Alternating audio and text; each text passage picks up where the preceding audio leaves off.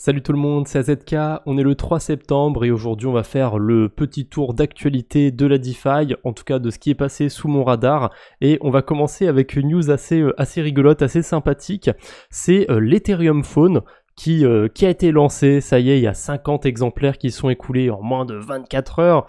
Pour acquérir un de ces smartphones, il fallait acheter un NFT, une sorte de passe-droit pour l'acquérir, et le souci c'est que la valeur du téléphone aller autour de 499$, donc a priori après ce sera commercialisé, etc. C'est super, ce sera 500 balles pour en acheter un, mais ceux qui ont voulu acheter le NFT pour avoir les tout premiers, le NFT s'est vendu à 3 Ethereum, donc environ 5000$ au cours actuel. Ça fait quand même cher le téléphone, mais écoutez, c'est une petite pièce d'histoire, j'ai envie de vous dire, c'est rigolo. Est-ce que vous l'auriez acheté à 5000$? Est-ce que ça vous intéresserait à 500$? Faut savoir aussi, hein, comme c'est écrit dans le tweet de Tagado Bitcoin, que c'est juste un Google Pixel 7a qui a un autre OS. On n'a pas Android dedans, on a Ethereum OS, mais je suppose que c'est soit sur le noyau de Linux, soit sur le noyau d'Android. Ça doit pas être très différent d'Android à mon avis, ça doit plutôt bien marcher. Mais c'est marrant. De base c'était Solana qui voulait lancer les téléphones et finalement voilà, on se retrouve avec des téléphones Ethereum. Pourquoi pas, j'ai envie de vous dire. Je sais pas ce que ça donnera, on verra quand ce sera un peu plus avancé. Un petit thread qui est très intéressant autour des Layer 2, de comment ils arrivent à générer des revenus, aussi de combien ça coûte de faire tenir un Layer 2, parce qu'il y a pas mal de frais, etc. Je vous invite à aller le lire, je vous le mettrai le lien dans la description. C'est en anglais, mais on peut le traduire facilement en français, avec tout simplement un petit clic droit, traduire en français. Ça mange pas de pain, ça marche assez bien. Petite news cette fois-ci autour de Vitalik Buterin qui a vendu ses 500 derniers tokens Maker. Alors c'est pas la première fois qu'il en vend, mais n'empêche il l'avait pas fait depuis très longtemps. Vous voyez, la dernière fois qu'il en a vendu c'était il y a 2 ans. Donc ça remonte un petit peu et a priori voilà, il se serait débarrassé de ses 500 derniers tokens, il a tout vendu d'un coup. Est-ce qu'il a bien fait? Est-ce que maintenant il faut faire attention si on a du Maker, que ça pourrait dump ou quoi que ce soit? Je sais pas, en tout cas c'était ses tokens, il en fait ce qu'il veut.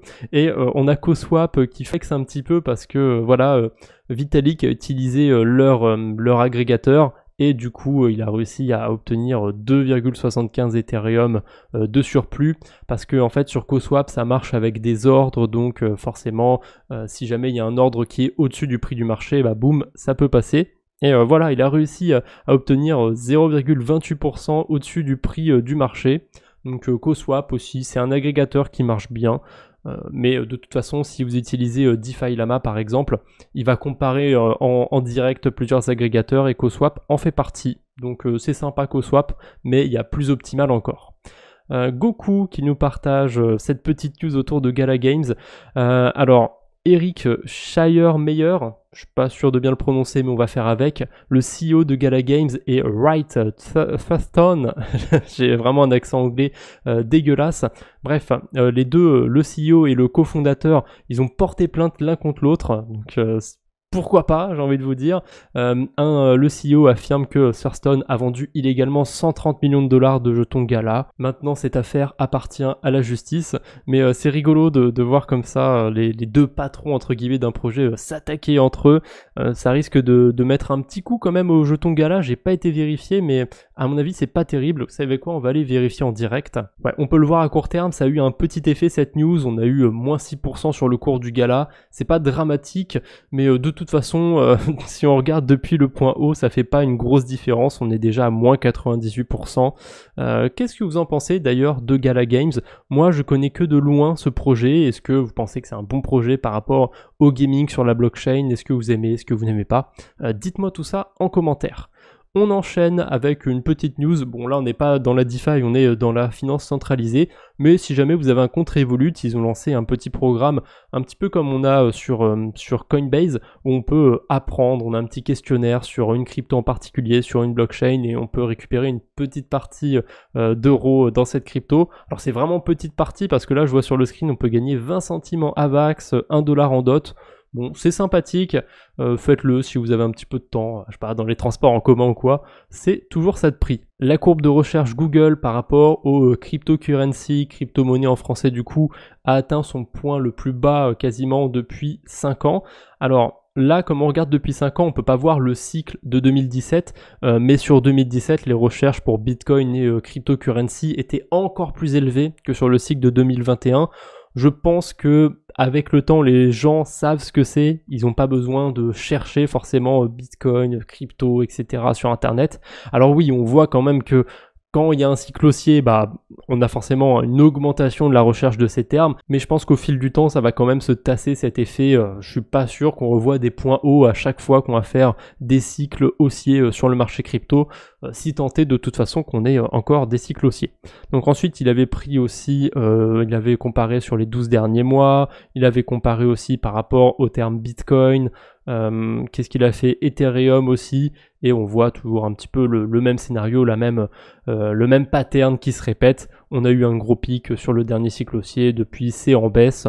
Bon, ça c'est pas très étonnant, j'ai envie de vous dire. Le Crypto Daily qui partage cette news assez croustillante, de nouveaux documents dévoilent comment les fonds des clients ont été utilisés. Plus de 900 millions de dollars étiquetés comme paiements en espèces ont été transférés à SBF, bien évidemment. D'autres cadres ont obtenu des paiements similaires et l'ancien co-CEO d'Alameda, donc c'est pas la petite nana là, je sais plus comment elle s'appelle, la meuf bizarre, c'est l'autre, c'est le gars, il a reçu un yacht, voilà. Tu fais du bon travail mon gars, tu trades contre les gens de la plateforme, en plus tu perds contre eux, bah tiens, vas-y, t'as bien mérité ton yacht. C'est n'importe quoi. Pour ceux qui aiment bien les feux de l'amour, bah là franchement on a quelque chose. Je pense qu'on peut adapter toute cette histoire FTX en série et on a plein de saisons avec ça. Donc je vous ai partagé sur Twitter la liste des 10 Layer 2 d'Ethereum qui ont fait le plus de transactions sur les 24 dernières heures.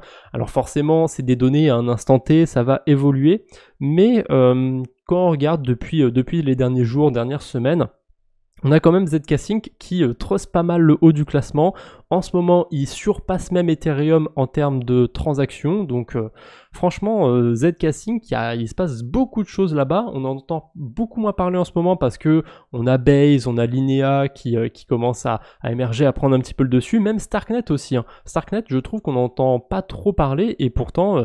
quand on regarde les données factuelles sur la blockchain, il y a beaucoup de transactions, il y a pas mal d'activités, en tout cas sur les 24 dernières heures. On peut voir que ça a bien évolué sur les 7 derniers jours. Et là pour Base, je ne sais pas si ça prend en compte déjà l'activité autour d'Aerodrome, parce que le protocole vient de se lancer, il y a beaucoup de TVL qui sont arrivés. Après, peut-être qu'il y a beaucoup de TVL qui sont arrivés, mais qu'il n'y a pas pour autant beaucoup de transactions.